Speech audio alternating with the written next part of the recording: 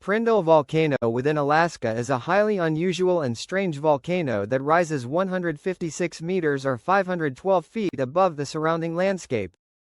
Known as the Prindle volcano, this isolated vent which few people have ever heard of is seemingly out of place, existing in an area completely devoid of any other evidence of recent volcanic activity or even fairly young igneous rocks. The next closest young volcano is a whopping 140.3 miles or 225.8 kilometers distant, occurring at the active Wrangell Shield volcano.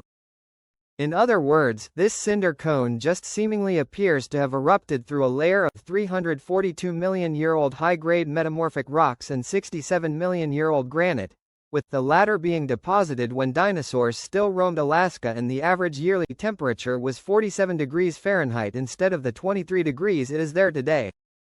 In fact, the nearest regional volcanic eruption, if we include complexes that formed before 10 million years ago in the modern vicinity of the Prindle volcano, occurred an incredible 20 million years prior.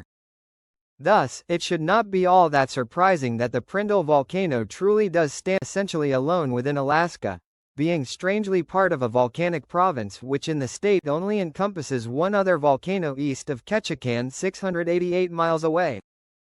It is not part of the Aleutian Arc or even the Wrangell volcanic belt to the south, but NCVP rather is part of a volcanic province known as the Northern Cordilleran Volcanic Province.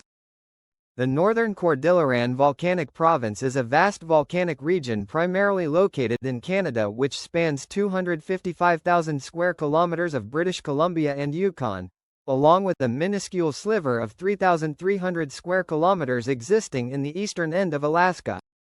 This province is responsible for the vast majority of Canada's total volcanoes and recent eruptions, but is even responsible for a presumably 10,000-year-old eruption at Alaska's Behm Canal Rudyard Bay volcano.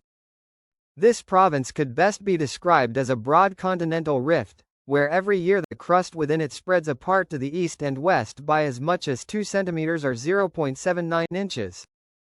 The aforementioned rifting does not occur along a singular fault or crack, but rather through numerous faults spread out over a wide area which has created numerous halfgrabens.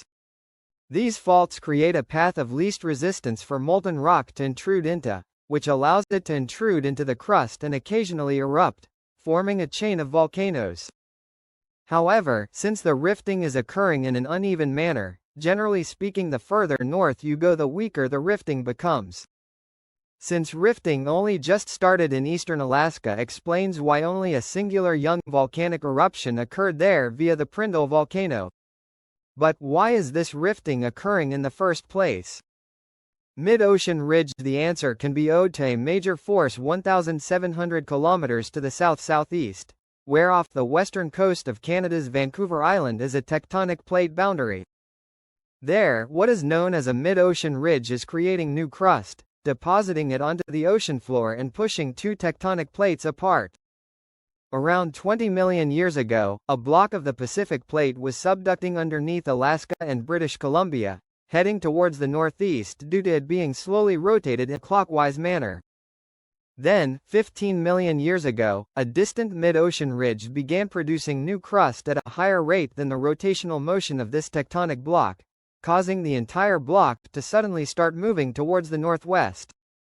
This dragged adjacent rock with it on the North American plate, and with this process still ongoing today it is slowly extending a section of this plate, causing the modern rifting we observe.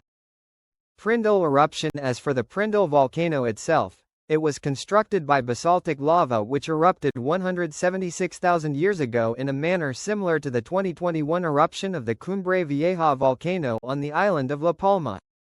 This involved several hundred-foot-high lava fountains alongside intermittent ejections of ash.